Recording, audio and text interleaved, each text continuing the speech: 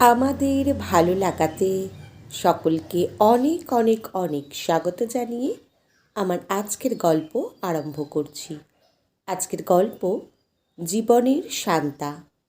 গল্পটি তাহলে শুরু করি। মামাবাড়িতে বড় হয়ে ওঠা রুকুর বড়দিন বলতে একমাত্র সঙ্গী তার দাদুর সাথে সময় কাটানো। বাবা মা মরা, ছেলেটার দাদুই সব। মামাবাড়ির লোক মেনে নেয়নি বিয়ে। ঠাকুমা বহুদিন আগেই গত।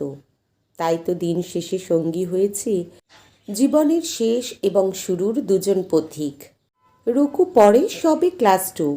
সান্তাক্লজের জন্য প্রতিবার রাতে মোজা ঝুলিয়ে রাখলেই পরের দিন সকালে দেখা মেলে প্রিয় রং কিংবা চকোলেটের প্যাকেট। কিন্তু এবার সকালে গিফটের বদলে একটা চিরকুট, তাতে একটা ঠিকানা। রুকু বুঝতে না পেরে দাদুর কাছে যেতেই দাদু মুচকি হেসে বিকেলে রেডি হতে বলে। রুকু যথারীতি রেডি হয়ে দাদুর হাত ধরে বেরিয়ে যায়।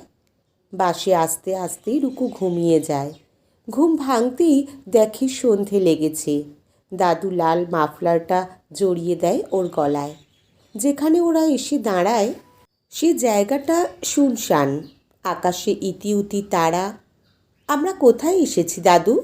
ওই দেখো, ওখানে তোমার জন্য সান্তা গিফট রেখে গেছেন। রুকু আনন্দে লাফিয়ে ওঠে। একটু উঁচু বেদির মতন জায়গাটা থেকে গিফট নিয়ে খুলতে থাকে। আর তারপরেই চোখ ছলছল করে ওঠে। অস্ফুটে বলে, এই তো মা বাবার সাথে আমার ছবি। তুমি যে বলতে আমার নাকি ওদের সাথে কোনো ছবি নেই।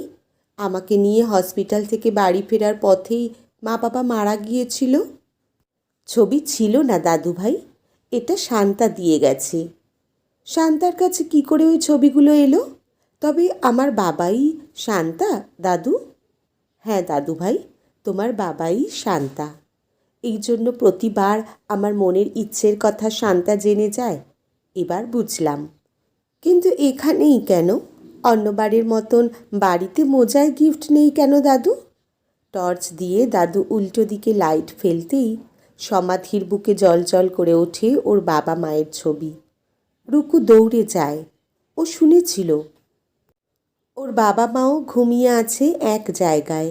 তাই আজ ছুটতে ছুটতে গিয়ে ওইখানে বসে জড়িয়ে ধরল সমাধিটা। দাদু হাসে। সেদিন ঘুমের ঘোরে রুকুর বাবা মায়ের সাথে ছবির জন্য বায়না শুনে নিজের প্রিয় এক পুরনো ছাত্রের কাছে কথাটা পারতেই এডিটিংয়ে পারদর্শী ছাত্র এই বুদ্ধি দেয়। আর তাতেই রুকুর স্বপ্ন সত্যি হয়। দাদু এগিয়ে যায় রুকুর দিকে।